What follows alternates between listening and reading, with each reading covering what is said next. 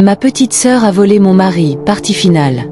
Je pensais que tout était déjà détruit. Mais la vérité, c'est que parfois, même quand tout est cassé, certaines personnes essaient quand même de recoller les morceaux, même si ça ne tient pas vraiment. Après des jours de tension, de silence et de regards évités, quelque chose a changé. Mon mari a commencé à se calmer. Il parlait moins avec ma petite sœur. Il évitait les moments seuls avec elle. On sentait qu'il réfléchissait, profondément, comme s'il réalisait enfin l'ampleur de ce qui s'était passé. Un soir, il est venu vers moi. Pas comme avant. Pas avec colère. Mais avec une fatigue que je n'avais jamais vue sur son visage. Il s'est assis, il a baissé la tête, puis il a dit doucement. Je crois que j'ai perdu le contrôle. Ces mots m'ont touché, mais en même temps, ils sont arrivés trop tard. Je l'ai regardé, longuement, puis j'ai pris une décision. Peut-être la plus difficile de ma vie. Je lui ai dit. Si tu veux vraiment réparer, alors on doit arrêter de fuir. Le lendemain, j'ai appelé ma petite sœur. Je lui ai demandé de venir. Quand elle est entrée dans le salon, l'ambiance était lourde, très lourde. Personne ne parlait. On savait tous pourquoi on était là, mais personne ne savait comment commencer. Finalement, j'ai pris la parole. Ma voix tremblait, mais j'ai parlé. On ne peut pas continuer comme ça. On va tous se détruire. Elle a baissé les yeux. Mon mari ne disait rien. Alors j'ai proposé quelque chose, une solution. Ou peut-être juste une manière de survivre à tout ça. L'enfant, on va le garder. Ils ont levé la tête en même temps. Surpris. Choqués. Mais j'ai continué. On va le garder, mais cette histoire ne doit jamais sortir.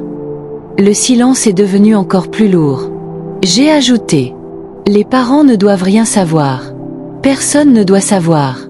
On va gérer ça entre nous. Ma petite sœur pleurait. Mon mari me regardait, comme s'il ne comprenait pas comment j'arrivais à dire ça. Mais moi, je savais. Ce n'était pas du courage. C'était juste que je n'avais plus la force de tout perdre. Après un long moment, ils ont accepté.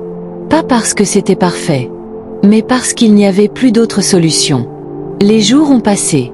Ma petite sœur est partie vivre ailleurs, pour éviter les soupçons. Mon mari est resté avec moi. Mais quelque chose avait changé. Même si on vivait ensemble, il y avait un vide, un silence, une distance. Parfois, je le surprends en train de penser. Loin, très loin. Et moi, je me pose des questions. Des questions qui ne me laissent pas tranquille. Est-ce qu'il l'a vraiment oublié? Ou est-ce qu'il fait juste semblant? Est-ce qu'un homme peut aimer deux femmes et réussir à effacer l'une d'elles comme ça? Et moi? Est-ce que j'ai bien fait? Est-ce que j'ai sauvé mon mariage? Ou est-ce que j'ai juste repoussé la fin? Parce que la vérité, c'est que rien n'est vraiment réglé. On vit, mais avec un secret. Un secret lourd. Très lourd. Et parfois, j'ai peur. Peur que tout ressorte un jour. Peur que cet enfant grandisse et pose des questions.